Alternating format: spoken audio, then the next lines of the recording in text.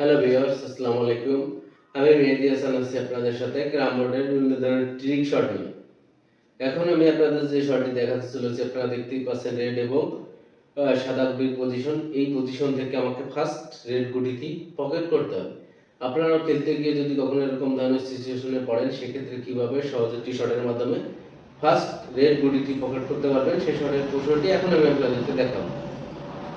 Strike এই পজিশনে নেবেন, রেডের ঠিক এই বরাবর পেশা দেবেন, এই কাঠে লেগে ইজিলি রেড গুটিটি এই পকেট করবেন। শটটি দেখতেই পেলেন, ইজিলি রেড গুটিটি পকেট করলো এবং কভার হিসেবে আমার হাতে যে কালো গুটিটি ছিল সেটি দিয়ে আমি ইজিলি কভার করলাম। ক্রাম বোর্ডের এই ধরনের ট্রিক শটগুলো দেখতে চাইলে আমার চ্যানেলের সাথেই থাকুন। আমি চেষ্টা করব ক্রাম বোর্ডের বিভিন্ন ধরনের ট্রিক শটের আপডেট ভিডিওগুলো কন্টিনিউ আপনাদের মাঝে নিয়ে আসার জন্য। ধন্যবাদ সবাইকে।